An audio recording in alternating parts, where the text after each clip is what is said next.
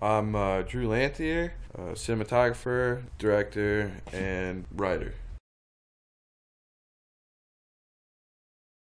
Visual arts in film is huge. There's so many different departments where visual arts takes place, from set design to art direction to makeup. I mean, film is visual altogether. I mean, you could take a book, even artwork itself, old stories, like even poems. Everything becomes visual when it comes to film, so it's all over the place. Music, CDs, artists, they become visual with film.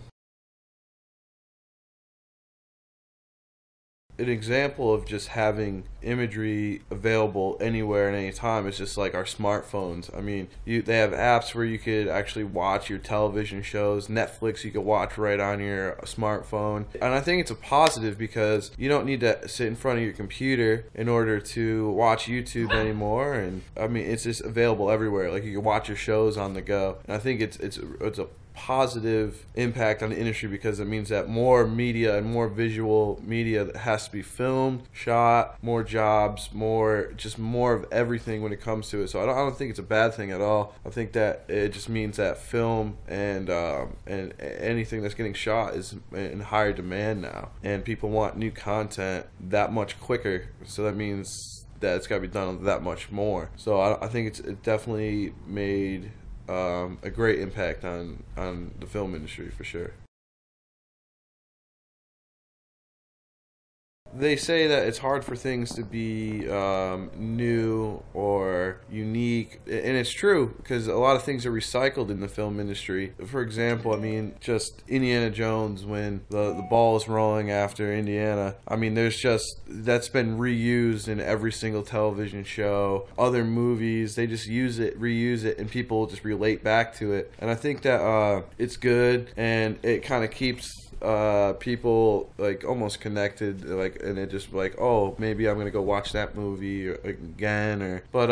In movies like Hugo, it was all about the film industry, and you didn't see it from the advertisement or the trailer, but it was a good, like, it was a very good way, or a good way to show that the film industry in the past, and to show how the evolution of film in a film today. So I mean, it's good, and I mean, you see things like that all the time.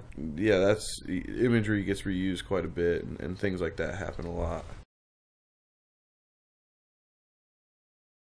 Popular images in film, I mean, would have to be the way, or I mean, again, with the recycling of things from older pictures, they're getting reused. I think it's almost like a competition of who could find something that people have forgotten, and could bring back first, or use it in a better way. Popular thing, I mean, just like using like the Family Guy or the Simpsons, using them in any way they can, or the way the Simpsons use actors or whatever's popular at the time, and they make them animated. It's like a way that these people, well, the people in the film industry, like to keep the people involved, in a full circle. They like if they're popular, if they're in demand at the time, they're gonna be in whatever's big at the time. Imagery as like using like a certain logo, label, or anything like that. I mean, the film industries, they try to keep their label and their logo the same, and you could recognize them when the movie starts. And the same thing with credits, like, they haven't changed over the years. I mean, people keep things same, so it's kind of like history and heritage in film industry. When the credits roll, they gotta be black and white strolling, and keep the names in order. And I mean, that's not something that maybe people that aren't in the industry that realize, but in the industry, I mean, it's all, you're giving respect to the people that did it before you. So there's a lot of it going on in the film industry. I'd have to say one of my favorite styles of visual art in the film industry is makeup. And one of my favorite makeup artists in film was Tom Savini. And he did all the makeup for like Friday the 13th. He worked with Quentin Tarantino.